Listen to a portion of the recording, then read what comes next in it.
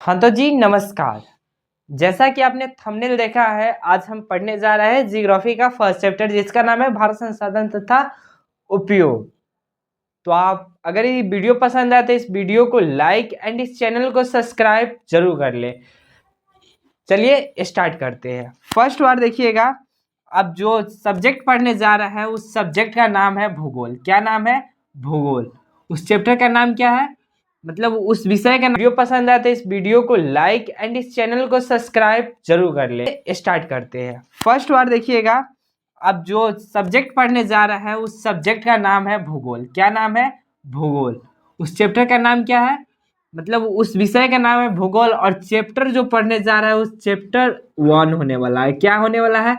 Chapter 1, जिसका नाम है भारत संसाधन तथा उपयोग। भारत संसाधन तथा उपयोग चैप्टर फर्स्ट होने वाला है।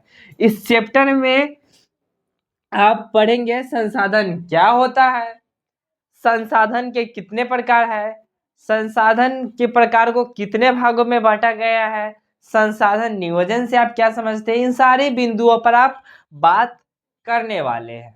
तो स्टार्ट करते हैं इस वीडियो को। तो सर्वप्रथम देखिएगा, फर्स्ट बात भूगोल क्या होता है, क्योंकि मेरा आदत है शुरू से चलेगा। क्या? शुरू से कुछ भी समझे ना तो एकदम जहां से इसका शुरुआत होता है वहां से चले, ताकि समझने में आसानी हो। तो सर्वप्रथम क्या जानेंगे, भूगोल क्या होता है। तो भूगोल क्या होता है, भूगोल को तोड़ो, यानी भू मतलब क्या होता है, भूमि होता है या नहीं। भू मतलब क्या होता है, भूमि होता है ना बच्चे, भूमि। और भूमि का ही दूसरा नाम क्या करते हैं, धरती कहिए, पृथ्वी कहिए, एक ही चीज होती है। तो इसे क्या कहेंगे, पृथ्वी कहेंगे। या इसे क्या कर सकते हैं, इसे धरती भी कह सकते हैं। क्या कहते हैं? धरती भी कहते हैं। अच्छा, और भूमि के बाद वाला शब्द क्या बच गया, भू मतलब छाट दिए, भूमि पृथ्वी या धरती। और गोल मतलब क्या हो गया, गोल मतलब डायरेक्टली गोल, यानी कि गोला टाइप के, यानी ऐसा ऐसा, यानी गोला। अंडा का है, रोटी का है, चश्मा का है, कुछ भी हो गोल टाइप का होना चाहिए। क्या? गोल टाइप। तो पृथ्वी कैसा है, गोल है। पृथ्वी कैसा है, गोल है। अब यहाँ तक हो गया। अब यहाँ ये भी बताइए, सभी लोग कहते हैं भूगोल के पिता कौन है। तो यह पिता शब्द जो है ना, ये कैसे इसमें आया? ऐसा थोड़ी ना है जैसे इंसान पैदा होता है वैसे जियोग्राफी भी पैदा ले लिया। जय नहीं जी, ऐसा नहीं होता है। यानी कि इस सब्जेक्ट की बात नहीं कर रहे हैं। आप जियोग्राफी पढ़िए, हिस्ट्री पढ़िए, साइंस पढ़िए। साइंस में फिजिक्स, केमिस्ट्री, बायोलॉजी तथा हिंदी इंग्लिश काहे ना हो, कोई भी सब्जेक्ट पढ़िए, उसमें पिता या जनक उस व्यक्ति को कहेंगे जो व्यक्ति उस सब्जेक्ट में सबसे ज्यादा योगदान दिया है ना, उसे पिता या जनक कहेंगे। इतनी बात आपको ध्यान में आया? आ गया? देखो ध्यान से।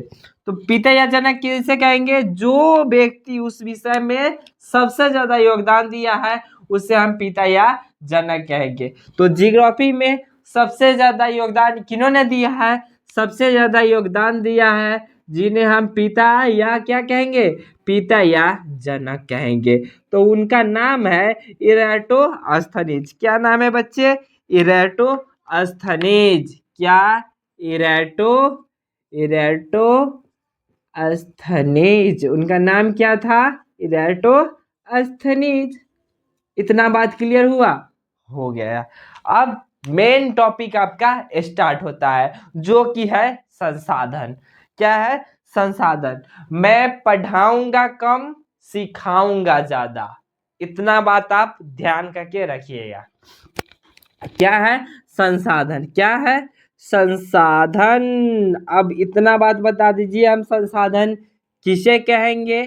तो सीधा सी बात समझो, यह एक क्या है, यह एक लड़का है। यह एक लड़का है, इसे हम अभी मिटाने वाले हैं थोड़ी देर में, जब तक के लिए देख लो। यह क्या है, एक लड़का है। यह एक लड़का है और यह एक लड़की है। यह एक लड़की है।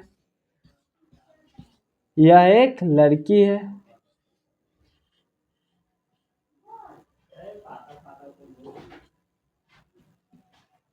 क्या है, यह एक लड़की है।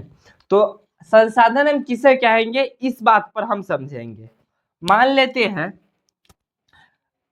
पुराने जमाने में जैसा कि फोन वगैरह नहीं हुआ करते थे, तो एक दूसरे से बात करने में बहुत ही प्रॉब्लम होता था। तो इन दोनों को क्या चाहिए था, एक उपयोगी चीज चाहिए था जिससे इन दोनों के बीच बातें हो सकती है। मान लेते हैं इसका नाम है मजनू, मज मजनू, और इसका नाम क्या है, लैला। यह लैला है, यह लैला है और यह मजनू है। तो ये दोनों की बातें होती है, तो इसके लिए क्या होगा, इसके लिए उपयोगी होगा। कोई भी चीज मिल जाए जिससे इसका बात हो सके तो यह उपयोगी होगा। तो संसाधन के लिए सर्वप्रथम शर्तें क्या है, मानव अगर किसी चीज को संसाधन मानता है तो उसके लिए उपयोगी क्या होगा, तो उसके लिए उपयोगी होगा जो चीज मानव के लिए उपयोगी होगा उसे हम संसाधन कहेंगे। तो मानव के लिए जो चीज सर्वप्रथम उपयोगी होगा, तो जब उसे हम उपयोगी कोई चीज हो जाता है मानव के लिए तो उसे हम संसाधन कहेंगे। उपयोगी कैसे होगा, तो उसकी आवश्यकताओं को पूरा करेगा। मान लेते हैं ये लैला और मजनू है, इसका आवश्यकता क्या था, इसका आवश्यकता था एक दूसरे से बातें करना। तो इस दोनों की बातें किस माध्यम से पूरी हुई, तो एक मोबाइल के माध्यम से हुई। क्या, एक मोबाइल के माध्यम से ये दोनों के जो बातें करने की चर्चा थी वह कंप्लीट हुई। तो इसकी आवश्यकता की पूर्ति हुई या नहीं, प्यारे बच्चों ध्यान से देखना। ये दोनों बात करना चाह रहा था, तो इसका हो गया या नहीं, एक मोबाइल के माध्यम से ये दोनों का बात हो रहा है ना, तो इसकी आवश्यकताओं की पूर्ति हुआ या नहीं, हो चुका है। तो दूसरी बात क्या है, जो मानव की आवश्यकताओं को पूरा करेगा उसे हम संसाधन कहेंगे। तो आवश्यकताओं को पूरा करता हो, आवश्यकताओं को पूरा करता हो, क्या करता हो, पूरा करता हो। अब तीसरा बातें क्या है, उसे सुख सुविधा प्रदान करता हो, सुख सुविधा प्रदान करता हो। अब ये दोनों के बीच बात हो रही है तो दोनों सुख है, यानी खुशी में है और दुख में तो नहीं है, तो सुख और सुविधा दोनों को प्रदान हो रहा है। जान रहे हैं आप, क्योंकि आप भी इस लाइन में है, ठीक है। तो देखिए, तो दोनों के बीच क्या हो, सुख सुविधा प्रदान हो। तो मानव के लिए अगर संसाधन हम उसे कहेंगे जो मानव को सुख सुविधा प्रदान करता हो ना, उसे हम संसाधन कह सकते हैं। तो क्या सुख और सुविधा, सुख सुविधा प्रदान करता हो उसे हम क्या कहेंगे, उसे हम संसाधन कहेंगे। तीसरी बात है तकनीक। तीसरी बात क्या है, तकनीक। तकनीक माने तो टेक्नोलॉजी। अब चौथी बात क्या है, तो चौथी बात है संपत्ति। क्या है, संपत्ति। इसके मतलब संसाधन वह होगा जो मानव के लिए एक संपत्ति हो, एक टेक्नोलॉजी का काम करे और वह इसको आर्थिक विकास में भी सहायक करे। संसाधन उसे कहेंगे जो उसको आर्थिक विकास में भी सहायक करे। जैसे कि मान लेते आज हम पढ़ा रहे हैं, अब संसाधन तब कहेंगे जब हमारे आने वाले भविष्य में इस मार्कर से जो बोर्ड पर लिख रहा है इससे हमें 2 रुपया की आमदनी हो, इसे हम संसाधन कहेंगे। तो यह किस चीज में हुआ, तो यह संपत्ति के रूप में हुआ या नहीं मेरे साथियों, तो हो चुका है। चलिए अब आगे बढ़ते हैं।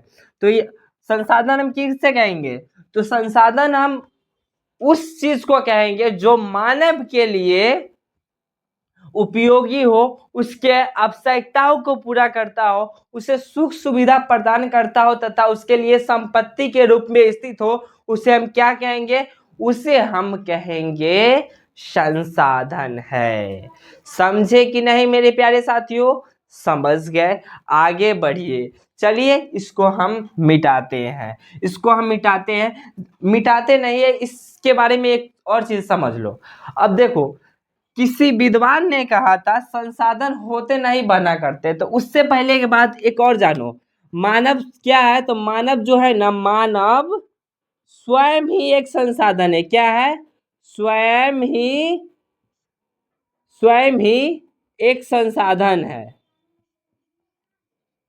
संसाधन, मानव क्या है? स्वयं ही एक संसाधन है।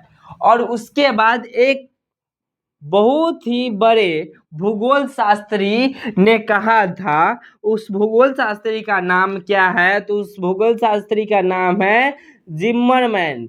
चिम्मरमैन नहीं, कोई कोई बच्चा बोल सकता है चिम्मरमैन, तो चिम्मरमैन नहीं, जिम्मरमैन। क्या नाम है? जिम्मरमैन। जिम्मरमैन, चिम्मरमैन नहीं, जिम्मरमैन। तो जिम्मरमैन, तो जिम्मरमैन ने कहा था संसाधन हुआ नहीं करते, संसाधन हुआ नहीं करते। क्या कहा था? संसाधन हुआ नहीं करता बल्कि बना करता है। बल्कि क्या करता है? बना करता है। उसे हम क्या कहेंगे? संसाधन कहेंगे। क्या कहेंगे? संसाधन कहेंगे। इतनी बात समझ में आया कि नहीं मेरे बच्चों? आ गया? चलो आगे और बढ़ो। चलो इसको अब हम मिटाते हैं, इसको हम मिटाते हैं। अब इस बात को समझना है, जिम्मरमैन ने ऐसा क्यों कहा था? संसाधन हुआ नहीं करता बल्कि बना करता है, यह क्यों बोले थे? इस बात को समझो। चलो इसको मिटाते हैं। इसको क्या करते हैं? इसको हम मिटाते हैं।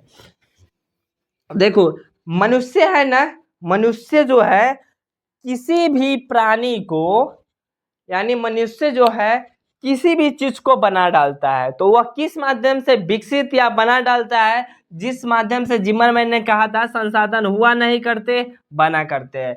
तो जैसे देखो, यानी मानव है, यह कौन है? यह मानव है। कोई कोई बच्चा इसे दानव मत समझ लेना, यह क्या है? मानव है। तो मानव अपने विवेक के माध्यम से, अपने विवेक विवेक के माध्यम से, विवेक के माध्यम से उसमें विवेक और बुद्धि, विवेक के बाद उसमें क्या डलाता है? बुद्धि। बुद्धि के बाद उसमें, बुद्धि के बाद उसमें दिमाग लगता है। बुद्धि के बाद उसमें क्या लगता है? तो दिमाग लगता है। दिमाग कहे तो या ज्ञान कहे तो, ज्ञान ही सही होगा। दिमाग हटाकर उसमें ज्ञान लगाओ। तो देखो, मानव अगर किसी चीज को विकसित करता है ना, जैसे कि मोबाइल बनाया, क्या बनाया? मोबाइल बनाया। तो मोबाइल बनाने में उसको क्या क्या चीज लगेगा? पहला तो विवेक यानी शांति, विवेक यानी शांति चाहिए। दूसरा उसमें बुद्धि चाहिए यानी दिमाग चाहिए। तीसरा उसमें क्या चाहिए? तीसरा उसमें ज्ञान चाहिए। चौथा उसमें क्या चाहिए? और चौथा के बाद उसमें पांचवा क्या चाहिए? तो चौथा उसमें क्षमता चाहिए। क्या मेरे बच्चों? क्षमता, क्षमता चाहिए। और पांचवा उसमें तकनीक चाहिए। तकनीक, तकनीक माने तो क्या होगा? तकनीक माने तो टेक्नोलॉजी, टेक्नोलॉजी, टेक्नोलॉजी चाहिए, टेक्नोलॉजी चाहिए, यानी प्रौद्योगिकी चाहिए उसमें। तो अगर किसी संसाधन को विकसित करना है तो उसमें क्या मान लेते हैं? पेट्रोल जो आज निकल रहा है, पेट्रोल, क्या? पेट्रोल जो आज निकल रहा है, उस पेट्रोल को हम सीधे नहीं, यहाँ मान लेते हैं यह जमीन है, जमीन के नीचे क्या छिपा है? पेट्रोल छिपा है। तो ऐसा नहीं नहीं डायरेक्ट यहाँ निकलता है और डायरेक्ट हम गाड़ी में डाल लेते हैं, ऐसा नहीं होता है। यहाँ से एकदम कचरा टाइप में पेट्रोल निकलता है। पेट्रोल जब सहते बाहर निकलता है तो इसे फैक्ट्री में भेजा जाता है। फैक्ट्री में अच्छा से इसको साफ किया जाता है, तब यह गाड़ी में डालने के लिए आता है। तो इसी प्रकार जब मशीन जो, अब देखो यहाँ से कोई ना कोई मशीन तो इसको निकालेगा, तो यह मशीन बनेगा कैसे? तो यह कोई इंसान ही बनाएगा। यह कौन बनाएगा? कोई इंसान ही बनाएगा। तो इसीलिए कहा था जिमरमैन ने संसाधन हुआ नहीं करते बल्कि बना करते हैं। यानी मानव ने क्या बनाया? मशीन बनाया। और मशीन ने क्या निकाला? यहाँ से तेल निकाला। बात समझ में आया? आया होगा। इतना बात आप दिमाग में डाल लो। चलो, तो संसार मतलब मानव किसी भी चीज को विकसित करने के लिए 5 चीजों का उपयोग करता है। प्रथम विवेक, दूसरा क्या? ज्ञान। तीसरा क्या? बुद्धि। चौथा क्या? बताओ बताओ जल्दी। चौथा क्या? क्षमता। पांचवा क्या? तकनीक। इसको याद करने का एक शॉर्ट ट्रिक बताए, बिल्कुल याद हो जाएगा। यानी विवेक ने बुद्धि और ज्ञान के माध्यम से क्षमता और तकनीक प्राप्त किया हुआ है। विवेक ने बुद्धि और ज्ञान के माध्यम से क्षमता और तकनीक प्राप्त किया हुआ है। यह शॉर्ट ट्रिक है इसका। चलो अब आगे बढ़ते हैं। क्या बढ़ते हैं? आगे। अब आता है संसाधन के प्रकार। अब पढ़ेंगे हम संसाधन के प्रकार। क्या पढ़ेंगे बच्चे? संसाधन के प्रकार। इतना अच्छा से देख रहे थे मूवी, आप क्या पढ़ाने आ गए हैं? तो बिल्कुल सोचने वाली बात नहीं है। मूवी तो आपके जीवन में काम नहीं आएगी, आपकी परीक्षा में काम नहीं आएगी, लेकिन जो मैं पढ़ा रहा हूँ यह बिल्कुल आपके परीक्षा में काम आने वाले हैं। मेरे प्यारे साथियों ध्यान दीजिएगा। अब आप पढ़ने जा रहे हैं क्या? तो संसाधन के प्रकार। संसाधन के प्रकार। तो यहाँ बात आप ध्यान से समझ लो। संसाधन को हम कुल 5 भागों में बांटकर पढ़ेंगे। यानी संसाधन के प्रकार के हम 5 भागों में बांटकर पढ़ेंगे और पांचों भाग में अलग अलग भाग करके पढ़ेंगे। यह बातें आगे चलकर आपको समझ में आएगी। तो फर्स्ट हम पढ़ेंगे, जैसा कि हम आपको बताएं संसाधन को 5 प्रकार से पढ़ेंगे यानी भाग को। तो फर्स्ट आता है फर्स्ट आता है बनावट के आधार पर। क्या बोले हम? बनावट के आधार पर। इसको हम ब्लैक मार्कर से लिखते हैं। बनावट के आधार पर। बनावट के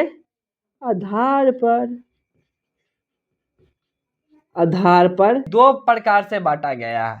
इसे 2 प्रकार से बांटा गया। एक आता है और ये इधर दूसरा आता है। प्रथम वाले को हमने यानी कि प्रथम वाले को कहा गया है क्या? यह प्राकृतिक है, यानी यह प्राकृतिक संसाधन है। प्राकृतिक संसाधन। और दूसरा मानव कृत संसाधन। मानव कृत संसाधन। अच्छा, प्राकृतिक संसाधन किसे कहेंगे? तो प्राकृतिक संसाधन हम उसे कहेंगे जो कि कुदरत ने बनाया है या अल्लाह ने बनाया है या भगवान ने बनाया है, उसे हम क्या कहेंगे? तो उसे हम कहेंगे प्राकृतिक संसाधन। प्राकृतिक संसाधन देखो बच्चे, प्राकृतिक संसाधन जैसे नदी आपने बनाया है? नहीं, यह भगवान ने बनाया है या अल्लाह ने बनाया है या कुदरत ने बनाया है। या नदी हो गया या तालाब या क्या? या झरना या आगे क्या होगा? नदी, तालाब, झरना, पठार भी हो सकता है आगे। और मानव कृत, जो मानव ने बनाया है, तो कुआं क्या होगा? कुआं तो मानव ने बनाया है ना। कुआं मानव ने बनाया है। यह मार्कल है ना, यह मार्कल है या नहीं? मार्कल किसने बनाया है? तो यह बनाया है मानव ने। मार्कल किसने? अब मान लेते हैं यह बोर्ड, तो बोर्ड भी किसने बनाया है? यह भी किसी इंसान ने बनाया। तो यह क्या होगा? यह मानव कृत होगा या नहीं मेरे प्यारे साथियों? हो जाएगा। होगा कि नहीं मेरे प्यारे रसगुल्लो? हो जाएगा। इतना बात समझ में आया? चलो आ गया। अब देखो, प्राकृतिक और मानवकृत नहीं समझ में आया तो देखो, जैसे ही हमारा पृथ्वी बना तो यहाँ के आदमी ने यहाँ के यानी जो भी चीज उपयोगी था या आवश्यकता को पूरा करता ओकरा 2 भागों में बांट दिया। एगो बना दिया प्राकृतिक, यानी क्या बना दिया? मान लेते हैं यह क्या बना दिया? प्राकृतिक। यह प्राकृतिक हो गया और यह मानव कृत हो गया। यानी कि संसाधन को 2 भाग में बांट दिया। ले भाई एगो मानवकृत और एगो प्राकृतिक, दोनों बांट दो तो दोनों बांट दिया, तो तब से क्या हो गया, एगो प्राकृतिक और एगो मानवकृत। या ये याद रखने योग्य यह एक बात, सिर्फ एक बात है से यहाँ बनावट के आधार पर संसाधन के कितने भाग होते हैं, 2 भाग होते हैं, 2 भाग होते हैं। अब इसके बाद आता है आगे उत्पत्ति के आधार पर, उत्पत्ति के आधार पर क्या बच्चे, दूसर का है उत्पत्ति के आधार पर, उत्पत्ति के आधार पर, उत्पत्ति के आधार पर संसाधन के कितने प्रकार, तो इसका भी ना 2 गो प्रकार है। कितने प्रकार है, इसका भी 2 गो प्रकार है। पहला प्रकार है और इधर दूसरा प्रकार है। पहला प्रकार है जैविक, क्या, पहला प्रकार है जैविक और दूसरा प्रकार है अजैविक, अजैविक। जैविक किसे कहेंगे, तो जैविक उसे कहेंगे जिसमें सजीव पदार्थों के गुण पाए जाते हैं, जिसमें क्या, सजीव पदार्थों का गुण पाया जाएगा, उसे हम क्या कहेंगे, जैविक। और जिसमें निर्जीव पदार्थों का गुण पाया जाएगा उसे हम कहेंगे अजैविक, उसे क्या कहेंगे, अजैविक। जैसे कि क्या होगा जैविक में, जैविक में हो जाएगा स्वयं मानव, क्या मानव, या पेड़, या पौधे, पौधे, ये सब क्या हो जाएगा, ये जैविक में हो जाएगा। अब इसमें आ जाता है, इसमें जानवर भी होगा, जो सजीव के गुण पाए जाते हैं वह क्या होगा, जैविक। जैविक संसाधन उन्हें कहेंगे जिसमें सजीव के गुण पाए जाते हैं। जैसे कि सजीव के गुण क्या होगा, सजीव का गुण होगा, सजीव जो है ना वह सांस लेता है, क्या करता है, सांस लेता है और सांस छोड़ता है, ये भी गुण होता है। और अजैविक में निर्जीव, मान लेते हैं यह मार्कर, तो यह मार्कर को हम पटक देंगे, ले पटक दिए, एक चोट लगा, नहीं ना लगा, तो इसमें निर्जीव है इसलिए एक दर्द नहीं हुआ है, ठीक है। तो निर्जीव उसे कहेंगे जिसे सजीव के गुण नहीं पाया जाएगा, उसमें निर्जीव, वह श्वास भी नहीं ले सकता है, वो श्वास छोड़ भी नहीं सकता है, उसे हम क्या कहेंगे, निर्जीव। जैसे कि टेबल, मान लेते हैं टेबल, टेबल भी हो सकता है, मार्कर भी हो सकता है, पेन भी हो सकता है यानी कलम, कॉपी भी हो सकता है, ये सारी चीजें क्या होगी, तो यह सारी चीजें हो जाएगी निर्जीव यानी कि अजैविक। तो यहाँ से एक बात फिर से याद करने योग्य है, उत्पत्ति के आधार पर संसाधनों को कितने भागों में बांटा गया है, 2 भागों में, यानी बनावट के आधार पर क्या है, तब 2 भाग, कौन कौन, एक है, ध्यान देने योग्य बात है, ध्यान से देखो, कहाँ बिजी हो यार, ध्यान से देखिए यहाँ, यानी बनावट के आधार पर पूछे तो एक है प्राकृतिक संसाधन और एक हो मानवकृत संसाधन। दूसरी है बनावट के दूसरी है उत्पत्ति के आधार पर, एक है जैविक और एक है अजैविक। जैविक को उसे कहेंगे जिसमें सजीव पदार्थों के गुण पाए जाते हैं, और अजैविक हम उसे कहेंगे जिसे निर्जीव वस्तुओं के गुण पाए जाते हैं, ठीक है। चलो आगे देखो, इसे मिटा दे पहले, चलो मिटा देते हैं, पसीरा भी पोंछ लेते हैं। चलो बच्चे, इतना अच्छा बातें कर रहे थे दूसरे से, आप कहाँ से आ गए पढ़ाने, दिक्कत काहे लेते हो, क्लास कर लो, उसके बाद बतियाते रहते हैं ना अपने फ्रेंड, अपने जो भी दोस्त है उनसे, जब तक पढ़ लो यहाँ। चलो अब आगे देखना, अब आता है स्वामित्व के आधार पर, अब तीसरा पढ़ने जा रहा है, 2 को हम पढ़ लिए, अब तीसरा पढ़ने जा रहे हैं, क्या, स्वामित्व के आधार पर, स्वामित्व के आधार पर, स्वामित्व के आधार पर संसाधन के कितने प्रकार होते हैं। स्वामित्व के आधार पर संसाधन के 4 प्रकार होते हैं। स्वामित्व के आधार पर संसाधन के 4 प्रकार होते हैं। फर्स्ट हो गया व्यक्तिगत संसाधन, व्यक्तिवाचक व्यक्तिगत संसाधन। अब दूसरा का आता है सार्वजनिक संसाधन, क्या, सार्वजनिक संसाधन। तीसरा आता है राष्ट्रीय संसाधन, राष्ट्रीय संसाधन। मेरे देश की धरती सोना उगले उगले हीरे मोती, मेरे देश की धरती। अब चौथा है अंतर्राष्ट्रीय संसाधन। अंतर्राष्ट्रीय संसाधन, अब देखते हैं यह सब किसे किसे कहेंगे, कौन कौन से है जिसे हम क्या क्या कहेंगे। जैसे कि मान लेते हैं फर्स्ट व्यक्तिगत संसाधन किसे कहते हैं, ये पता होना चाहिए ना। चलो, व्यक्तिगत संसाधन को हम दूसरे का नाम जानते हैं निजी संसाधन। क्या, अगर कोई पूछेगा निजी संसाधन का दूसरा नाम क्या है, व्यक्तिगत संसाधन, या फिर उल्टा व्यक्तिगत संसाधन का दूसरा नाम निजी संसाधन। और सार्वजनिक संसाधन का दूसरा नाम पूछे तो सरकारी संसाधन। क्या, सरकारी। जैसे कि इसके नाम से ही स्पष्ट होगा, इसके नाम से ही स्पष्ट होगा, निजी कहे तो किसी एक का, यानी कि जो सामान आप खरीद लेते हैं वो आपका होता है कि नहीं। जैसे कि आपने कोई पेन खरीदा है तो आपके सिवा कोई दूसरा ले सकता है, मतलब ले तो सकता है लेकिन परमानेंटली वह नहीं ले सकता है, हर एक समय के लिए वो नहीं ले सकता, कुछ देरों के लिए ले लेगा और फिर आपको लौटा देगा। तो जो सामान आपने खरीदा है वह आपका है। जैसे कि आपने अपनी घड़ी जो खरीदी है वह आपकी है, तो वह कोई कौन सी संसाधन होगा, वह व्यक्ति संसाधन होगा। वैसा संसाधन, इसका डिफिनीशन लिख लेना, वैसा संसाधन जिस पर किसी एक व्यक्ति का अधिकार हो उसे हम व्यक्तिगत संसाधन कहेंगे। उसे क्या कहेंगे, उसे हम व्यक्तिगत संसाधन कहेंगे। अब दूसरा जैसे कि इसमें क्या आ जाएगा, तो इसमें आ जाएगा घर, इसमें आ जाएगा घर या घड़ी, या घड़ी या कलम या कॉपी या खेत, या खेत, ये सभी तो आपका है ना। और दूसरा नहीं बच्चे, गलत हो गया, यह इसमें होगा, यानी कि घर घड़ी इसमें होगा, यह किसमें होगा, घर घड़ी पे घर घड़ी इटीसी इत्यादि, इटीसी इत्यादि जो भी चीज नीचे लिखे थे।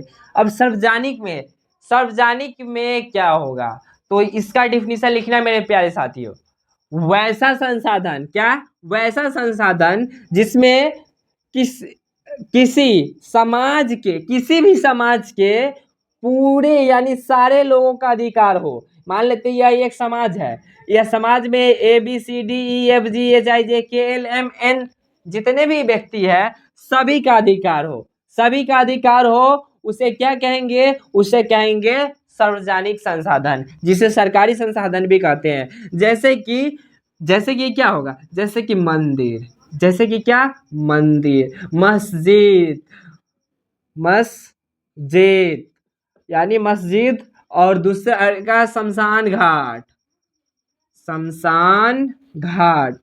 अब तीसरा का आ जाएगा, तीसरा का शमशान घाट हो गया। ऐसे प्रकार के बहुत, जैसे कि पार्क हो गया, ये सभी क्या हो जाएगा, इसी सभी हो जाएगा सार्वजनिक संसाधन। अब राष्ट्रीय संसाधन क्या होगा, तो राष्ट्रीय संसाधन को समझने से पहले सर्वप्रथम आपको इंडियन मैप देखना होगा।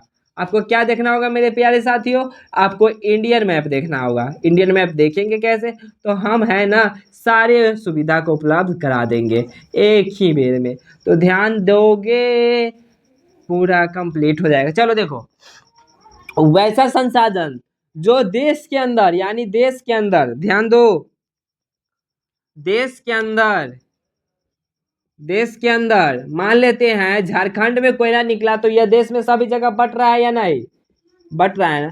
तो वैसा संसाधन देश के अंदर तथा देश के बाहर, तो देश के बाहर कहाँ तक, तो देश के बाहर 1200, कितना, 1200 NM, कितना बोले, NM। अब यह NM क्या होता है, तो यह होता है नौमी मीटर, यानी कि जैसा कि हमने बताया, यानी भारत के इधर क्या है, समुद्र है, तो समुद्र में जब पर भी दूरी नापा जाएगा तो वह नौमी मीटर में नापा जाएगा। क्या, नौमी मीटर में क्या नापा जाएगा, वह नापा जाएगा दूरी नौमी मीटर में। समुद्र में जब पर भी दूरी नापा जाएगा नौमी मीटर में। अच्छा, एक नौमी मीटर में कितना होता है, तो एक नौमी मीटर में कितना किलोमीटर होता है, तो 1 किलोमीटर 852 किलोमीटर होता है। अब देखो, अगर किलोमीटर में हम देखें तो इसका 19.2 किलोमीटर होता है। तो राष्ट्रीय क्षेत्र कहाँ तक ले है, 19.2 तक ले। तो एक क्वेश्चन यहाँ से आता है, देश के तट रेखा से कितने किलोमीटर तक का क्षेत्र राष्ट्रीय संपदा निहित है, तो 19.2 किलोमीटर तक का क्षेत्र क्या है, वह है राष्ट्रीय संप्रदा नीति है। वहां तक आप जा सकते हैं, घूम सकते हैं, टहल सकते हैं पेट निकाल कर, कोई दिक्कत नहीं है। अब यहाँ से एक और क्वेश्चन आता है, यानी देश के तट रेखा से, यानी देश के तट रेखा से 200 यानी 200 एनएम 200 नोमीमीटर के क्षेत्र को अपमार्जक आर्थिक क्षेत्र कहते हैं। अपमार्जक आर्थिक क्षेत्र कहते हैं। क्या कहते हैं? अपमार्जक आर्थिक क्षेत्र। यह क्वेश्चन बहुत ही प्रचलित है, इसको VVI लगा लो। क्या लगा लो? VVI। यह फिर से पूछे जाने वाला है। यानी देश के तट रेखा से, यह हमारा देश के तट रेखा हो गया, इससे 200 नोमीमीटर का क्षेत्र क्या कहलाएगा? अपमार्जक आर्थिक क्षेत्र कहलाएगा। यहाँ तक वह देश अपना जो भी प्रेक्षण करना है वह कर सकता है, यानी कोई जांचना है तो वह जा सकता है कितना? 200 नोमीमीटर तक। इसको आप किलोमीटर में निकाल लीजिएगा, क्योंकि मैंने बता दिया 1 किलोमीटर में कितना होता है? 1.85 2 किलोमीटर होता है। अब आगे देखना, यह हो गया राष्ट्रीय संसाधन। तो राष्ट्रीय संसाधन समझ गए। अब आता है अंतर्राष्ट्रीय संसाधन। तो देश के बाहर होगा क्या? अंतर्राष्ट्रीय संसाधन। देश के बाहर अंतर्राष्ट्रीय संसाधन। तो वैसा संसाधन जिस पर सभी देशों का अधिकार हो, यानी देश के बाहर तो होता है और सभी देश उस पर जा सकते हैं। जैसे कि मान लेते हैं चंद्रमा। क्या? चंद्रमा। तो चंद्रमा पर सबसे पहले अमेरिका के लोग गए थे, लेकिन ऐसा थोड़ी ना है अमेरिका के लोग के ही चंद्रमा हो गया, ऐसा तो नहीं है। जिसका मन है, जिस देश का मन है, वह उस चंद्रमा पर जा सकता है। तो चंद्रमा हो गया, सूरज हो गया, अंतरिक्ष हो गया, ऐसे चीज को क्या कहेंगे? इसे हम अंतर्राष्ट्रीय संसाधन कहेंगे। इसको मिटा दे, अगर उतारना है तो इसको उतार लो, क्योंकि पिछले वाले आपने उतार लिया है, इसको उतार सकते हो। आपने उतार लिया, चलिए आगे बढ़ते हैं, इसको मिटाते हैं। जय हिंद, जय भारत। जय हिंद, जय भारत। अब आगे आता है प्राप्ति के आधार पर। क्या बोले हम? प्राप्ति के आधार पर। जब उसके हम प्राप्त करते हैं तो उसे हम क्या कहते हैं? प्राप्ति। यानी प्राप्त किए तो क्या कहेंगे? प्राप्ति के आधार पर। कहीं से हम लेते हैं, इसलिए इसे हम क्या कहते हैं? प्राप्ति के आधार पर। तो प्राप्ति के आधार पर संसाधन को फिर से 2 भागों में बांटा गया है। कितने भागों में? 2 भागों में। यह हम चौथा पढ़ रहे हैं बाबू, ध्यान करके रहे ना वो मेरे प्यारे बच्चे। यह हम चौथा पढ़ रहे हैं, इससे पहले 3 को पढ़ चुके हैं। फर्स्ट पढ़े थे बनावट के आधार पर, दूसरा का पढ़े थे स्वामित्व के उत्पत्ति के आधार पर, तीसरा का स्वामित्व के आधार पर, और चौथा पढ़ रहा है प्राप्ति के आधार पर। तो प्राप्ति के आधार पर संसाधन के 2 भाग है। फर्स्ट है नवीकरणीय। कौन है? नवीकरणीय को हम क्या कहते हैं? तो नवीकरणीय को हम दूसरे का नाम से जानते हैं, जिसको हम कहते हैं, जिसे हम, अगर इसे हम बात करें नवीकरणीय का, तो इसे गैर परंपरागत भी कहते हैं। गैर परंपरागत भी कहते हैं। और इसे हम पुनः प्राप्त कर सकते हैं। इसे क्या कर सकते हैं? इसे हम पुनः प्राप्त कर सकते हैं। और यह होता है, यह चक्रीय होता है। इसका एक चक्र चलता है, जिस माध्यम से, जैसे कि मान लो यहाँ पे आज दिन हुआ तो फिर यह रात होगा, और फिर यह दिन होगा, और फिर यह रात होगा। तो यह चक्र टाइप के चल रहा है या नहीं? तो यह चक्र टाइप का चल रहा है। अब दूसरा का आता है अनवीकरणीय। क्या?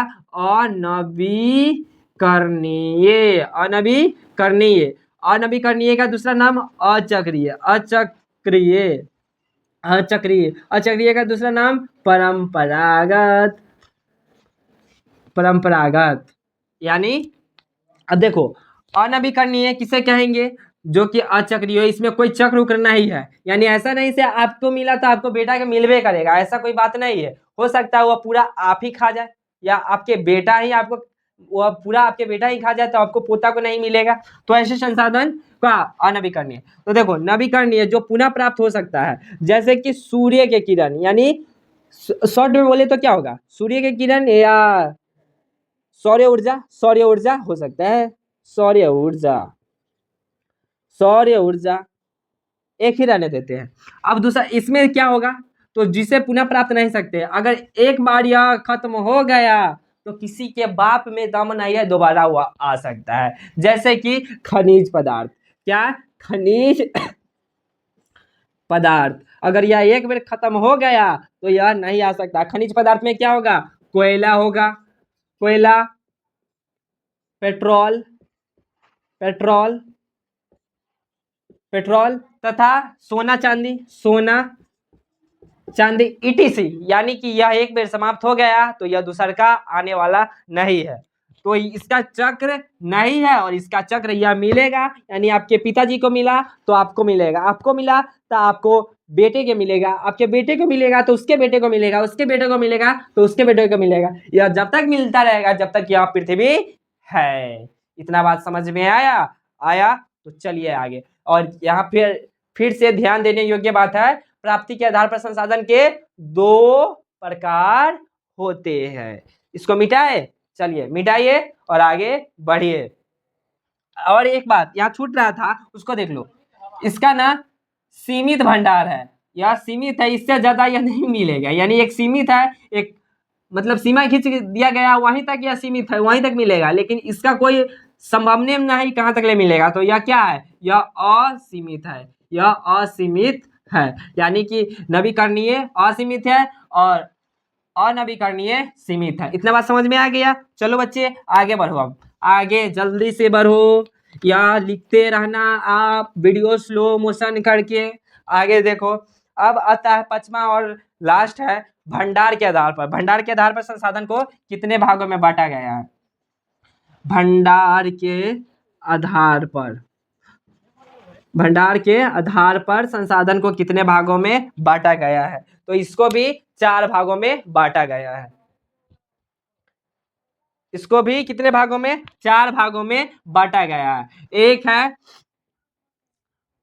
संभावी संसाधन, क्या संभावी संसाधन, दूसरा है भंडारित संसाधन, तीसरा है, एक है संभावित संसाधन, दूसरा है भंडारित और दूसरा है विकसित। आगे पीछे कैसे तो लिख सकते हैं, विकसित, तीसरा है भंडारित, भंडारित, और चौथा क्या है? चौथा है संचित, संचित कोश संसाधन। अब देखो ये सभी किसे किसे कहेंगे, तो ध्यान ये पूछेगा नहीं, अगर पूछेगा तो आप बताने में सक्षम जरूर होंगे, जितना हम बता देते हैं उससे ज्यादा नहीं पूछेगा। इतना बात आप कॉन्फिडेंस होकर सुन लीजिए और समझ लीजिए। फर्स्ट है संभावित संसाधन, वैसा संसाधन, ध्यान रखने योग्य बात, वैसा संसाधन जो किसी क्षेत्र में संभावना है कि मिल सकता है, लेकिन मिलेगा या नहीं उसका पता नहीं है। यानी कि यह क्या चीज के, या पैसे के अभाव में, या क्या है, या पैसे के नहीं रहने के अभाव में इसे संभावना के माध्यम से छोड़ा गया है। जहिया पैसा होगा वही खुदाई करके इसको देखेंगे है या नहीं है। और विकसित संसाधन किसे कहेंगे? जिससे वर्तमान में उपयोग किया जा रहा है। विकसित संसाधन वैसा संसाधन जो किसी क्षेत्र में वर्तमान में निकल रहा है, जो संसाधन के रूप में उपयोग हो रहा है, उसे क्या कहेंगे? उसे विकसित संसाधन कहेंगे। भंडारी संसाधन वैसा संसाधन जो किसी क्षेत्र में भंडार के रूप में स्थित है, उसे हम भंडारी संसाधन कहेंगे। जैसे कि भंडारी संसाधन किसे कहेंगे?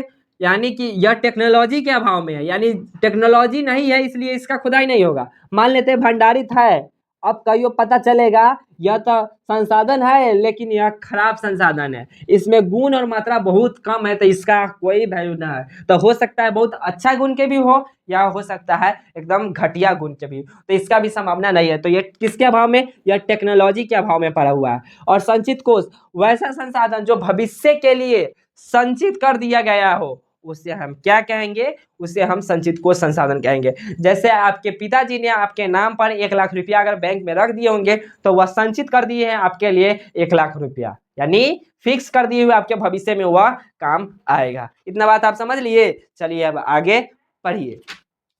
अब पढ़ेंगे आप संसाधन का विकास। क्या मेरे साथियों, अब पढ़िएगा आप संसाधन के विकास। आज पूरा इस चैप्टर को समाप्त ही कर देना है, और अब ज्यादा नहीं है, अब वही 1 से 1.5 पेज और जाएगा आपको कॉपी में, अब वह खत्म हो जाएगा। अब संसाधन के विकास के लिए कौन कौन सी कार्य होगी? जैसा कि आपने पीछे पढ़ा है, संसाधन के विकास में यानी किसी संसाधन को खोजना है तो 4 प्रकार से खोजेंगे, और विकास के आधार भी था, यानी वह संसाधन जो आप पढ़े हैं भंडार के आधार पर या विकास के आधार पर, दोनों प्रकार है। उसी को अगर आप आगे पढ़िएगा तो संसाधन का विकास, मेन टॉपिक डालो बच्चे, संसाधन का विकास, संसाधन का विकास हो गया टॉपिक।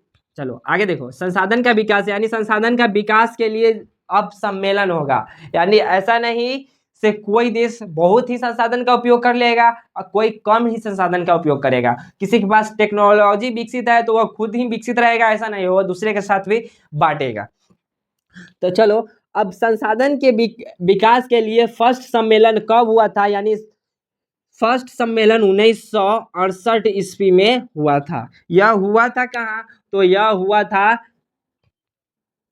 क्लब ऑफ रोम में। यह कब हुआ, कहाँ हुआ था, क्लब ऑफ रोम में हुआ था। इसके बाद दूसरा हुआ था, दूसरा कब हुआ था, तो दूसरा हुआ था 1972 में। कब हुआ था बच्चे, 1972 में। इसको नाम है प्रथम, क्या, प्रथम पृथ्वी सम्मेलन, प्रथम पृथ्वी सम्मेलन। प्रथम पृथ्वी सम्मेलन कब हुआ था, तो यह हुआ था 1972 में। इसी के साथ यह जो सम्मेलन हुआ था यह पर्यावरण यानी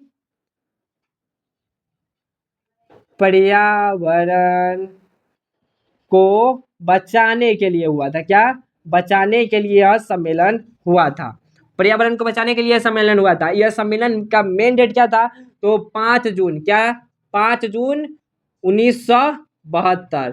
इसीलिए आज भी 5 जून को, किस दिन, 5 जून को विश्व विश्व पर्यावरण दिवस मनाया जाता है, दिवस मनाया जाता है। 5 जून को कौन सा दिवस मनाया जाता है, विश्व पर्यावरण दिवस मनाया जाता है। इतना बात आपको समझ में आया, आ गया होगा। अब इसके बाद आता है 1974। क्या आता है, 1974। 1974 में शुमशेर यानी शुमशेर की पुस्तक, शुमशेर की पुस्तक स्मॉल इज ब्यूटीफुल में महात्मा गांधी के विचारों को, स्मॉल क्या बोले, small is beautiful, small is beautiful में महात्मा गांधी को विचार को लिखते हुए बताया गया था। स्मॉल इज ब्यूटीफुल को प्रकाशित महात्मा गांधी ने किया था, और इस पुस्तक में, शमशेर की पुस्तक में लिखा गया था स्मॉल इज ब्यूटीफुल में इसका अगर हिंदी रूपांतर करोगे तो छोटा हो और सुंदर हो, छोटा हो और सुंदर हो, यानी जो भी संसाधन छोटा हो और सुंदर हो, यानी सबके पास हो और सबके साथ हो, उसे बहुत ही। अब आगे आता है, अब इसके बाद डायरेक्ट आइए अब 1987 में। तो 1987 में ना 3 हुआ, यानी 3 गो सम्मेलन हुआ था। वह तीनों सम्मेलन का नाम क्या है, फर्स्ट है ब्रेटन वुड सम्मेलन, दूसरा का नाम है साझा सम्मेलन, और तीसरा का नाम है मॉन्ट्रियल सम्मेलन, मॉन्ट्रियल सम्मेलन। यह सब क्या क्या है, इसको भी ध्यान दो। ब्रेटन वुड जो सम्मेलन है, ब्रेटन वुड सम्मेलन यह सतत पोषणीय विकास के लिए, सतत पोषणीय विकास, यह क्या होता है, यह आगे मैं जाकर आपको बताऊंगा इसी चैप्टर में। और साझा सम्मेलन क्या है, भविष्य के लिए, यह भविष्य के लिए जो विचार किया जाता है उसके लिए है। और मेन इसमें क्या जो है मॉन्ट्रियल सम्मेलन, यह ध्यान दो, मॉन्ट्रियल सम्मेलन क्यों हुआ था, तो मॉन्ट्रियल सम्मेलन इसलिए हुआ था, यह हमारा पृथ्वी है, यह हमारा क्या है, पृथ्वी है। इस पृथ्वी के, यानी यह अर्थ हो गया, यह क्या हो गया, यह अर्थ, इस पृथ्वी के चारों तरफ एक गैस की परत है। क्या, एक गैस की परत है। इस परत का नाम है ओजोन परत। क्या नाम है इसका? ओजोन परत। ओजोन परत। और इस ओजोन परत में ना, इस ओजोन परत में ग्रीन हाउस गैस, यानी यह गैस क्या है? ग्रीन हाउस गैस है। यह गैस क्या है? तो मान लेते हैं यहाँ सूरज, यह क्या है? यह सन है। सन के जो किरण आता है वह डायरेक्ट कहाँ? पृथ्वी पर आता है, लेकिन उसे बीच में कौन रोकता है? उसे ओजोन परत रोकता है। अगर पृथ्वी का यानी सन का किरण डायरेक्ट अगर पृथ्वी पर आ जाएगा तो यहाँ पर जीवन संभव नहीं होगा। क्यों जीवन संभव नहीं होगा? क्योंकि जितने भी सजीव व्यक्ति है पृथ्वी पर, सबको स्किन कैंसर हो जाएगा। जो पराबैंगनी किरण जो पृथ्वी सन से आ जाएगा डायरेक्ट पृथ्वी पर, सबको स्किन कैंसर हो जाएगा और कैंसर की वजह से सभी मर जाएंगे, तो कोई भी जीवित नहीं हो पाएगा। तो उससे के लिए प्राकृतिक ने एक ओजोन परत का निर्माण किया हुआ है। ओजोन परत से क्या करता है? सूरज की रोशनी टकराता है और इससे टकराता है, और यह ओजोन परत के माध्यम से एकदम थोड़े थोड़े करके, क्योंकि गैस है, गैस अगर यानी देखो यह किरण ज्यादा मात्रा में आएगा तो यह गैस इसे कुछ ना कुछ तो रोकेगा। तो जो बेकार की किरण होते हैं, जो हमारे लिए हानिकारक होते हैं, उसे वह रोक लेता है और वह छोड़ देता है। अगर ज्यादा क्योंकि सूरज देखो, सूरज जो है ना आग उगलता है, आग उगलता है एकदम हीट यानी गर्मी देता है। तो यह कहाँ आ जाएगा? तो यह ओजोन परत पर आकर टकराता है। तो देखो ध्यान देने योग्य बात इसमें यह है, यह green house gas, green house gas इसी को कहते हैं। अब हुआ क्या? 1987 में पता चला क्या? 1987 में से अब इस ओजोन परत में ना छेद हो चुका है। क्या हो चुका है? छेद हो चुका है।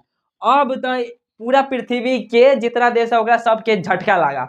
और ये दादा, अगर ओजोन परत में छेद हो गया तो समुद्र यानी जब पर भी, एक बात और देखो, यानी हमारा जो पृथ्वी है इसका टेम्परेचर अगर 2 डिग्री यानी जितना मैक्सिमम पर है उससे अगर 2 डिग्री बढ़ता है, 2 डिग्री बढ़ता है, तो जितने भी समुद्र के किनारे जो देश है वह सब समुद्र में स्वाहा हो जाएंगे। तो जितने भी देश है सबको लगा झटका और उठा के पटका। कहा? मॉन्ट्रियल सम्मेलन जल्दी बुलाया, कहा आओ जल्दी इसका सम्मेलन करो और सब विचार करो इस पर। तो सभी देश के आदमी क्या किया? एकदम एकजुट होकर कहाँ दौड़ा? मॉन्ट्रियल सम्मेलन में। तो मॉन्ट्रियल सम्मेलन कब हुआ? 1987 में हुआ। और यह किस लिए हुआ? तो ग्रीन हाउस गैस से बचने के लिए, क्योंकि यह तापमान को बढ़ा देता और तापमान जैसे ही बढ़ता था समुद्र किनारे जितने भी छोटे मोटे देश है सब जल जाता समुद्र के साथ साथ। तो इसलिए ग्रीन हाउस गैस से बचने के लिए कौन सा सम्मेलन हुआ था? तो मॉन्ट्रियल सम्मेलन। कब हुआ था? 1987 में। अब आगे चलो और अच्छे से ध्यान दो। इसको मिटा देते हैं। उतारना है उतार लो, हट जाते हैं, स्क्रीनशॉट लेना है ले लो, बिल्कुल हट गए, इसको मिटा देते हैं। तो आप कहाँ आ गए? 1987 तक। 1987। अब आगे देखो थोड़ा सा और बचा हुआ है, थोड़ा सा और बचा हुआ है। अब इसके बाद आता है 1992। कब? 1992। इसमें ना प्रथम पृथ्वी सम्मेलन हुआ। प्रथम पृथ्वी सम्मेलन। इसमें जितने भी देश है सभी देश के व्यक्ति यानी जो प्रतिनिधि थे वह सब इस सम्मेलन में भाग लिए। और यह प्रथम पृथ्वी सम्मेलन कहाँ हुआ था? तो यह रियो डी जनेरो में हुआ था। कहाँ हुआ था? यह ब्लू से लिखते हैं, यह रियो डी जेनेरो में हुआ था। यह कहाँ पड़ता है? तो यह ब्राजील में पड़ता है। कहाँ पड़ता है बच्चे? यह ब्राजील में पड़ता है। ठीक है, यह कहाँ पड़ता है? तो यह ब्राजील में पड़ता है। अब दूसरा हुआ था 1997 में। कब हुआ था? इसके 5 साल बाद, इससे 5 साल बाद द्वितीय हो गया था। क्या? द्वितीय पृथ्वी सम्मेलन कब हुआ था?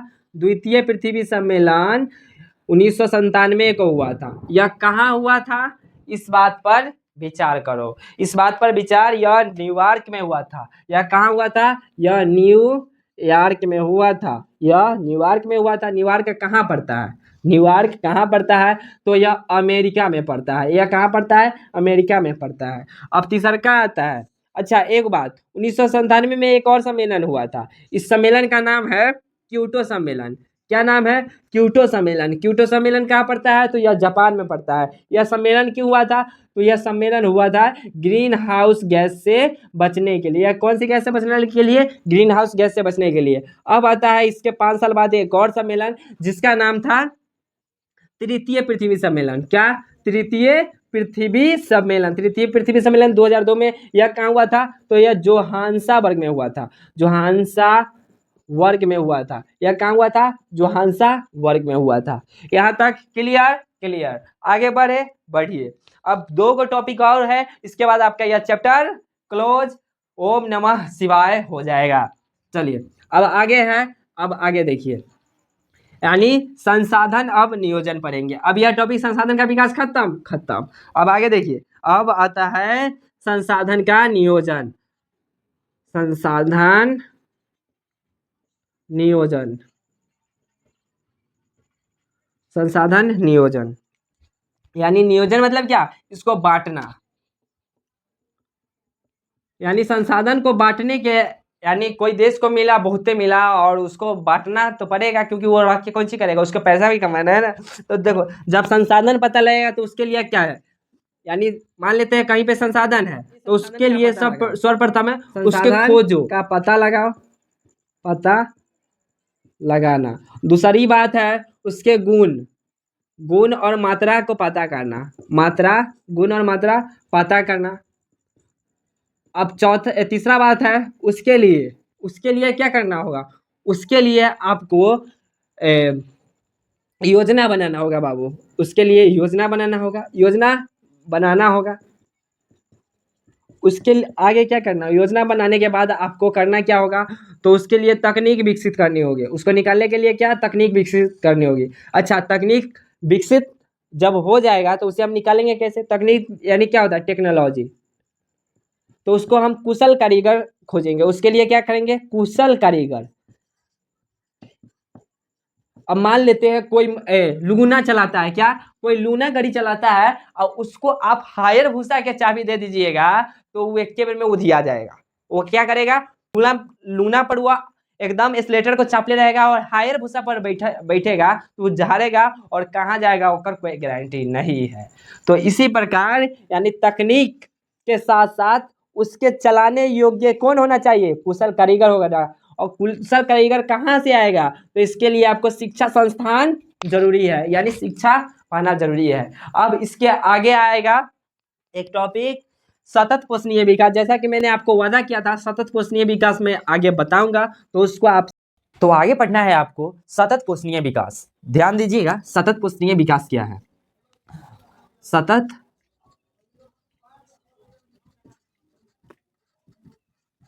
पोषणीय विकास। सतत पोषणीय विकास क्या होता है, इसको आप समझिए। इसका डिफिनेशन वैसा विकास जो अभी तो किए, यानी सतत पोषणीय विकास का मतलब है जो अभी कर रहे हैं, लेकिन उससे कुछ बचाकर भविष्य के लिए भी रखेंगे। तो इसका अगर डिफिनेशन अगर हम सटीक लिखना चाहे तो कैसे लिखेंगे? चलिए ध्यान दीजिएगा। तो लिखिएगा वैसा विकास जिसका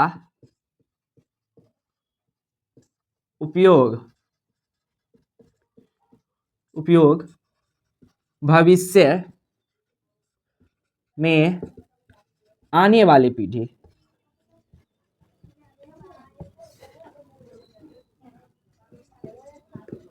पीढ़ियों की आवश्यकताओं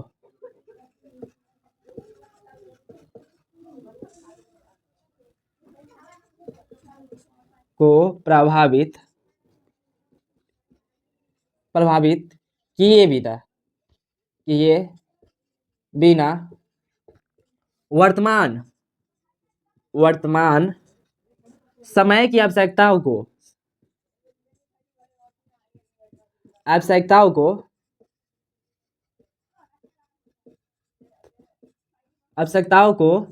पूरा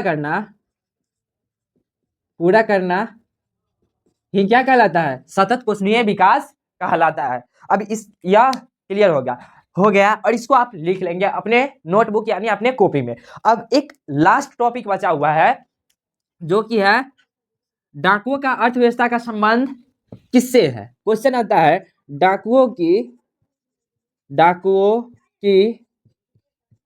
अर्थव्यवस्था का संबंध, किसका? अर्थव्यवस्था का संबंध किससे है? तो यह है संसाधन के अनियोजित विदोहन से। इसको मैं अभी समझाऊंगा। क्या है? संसाधन का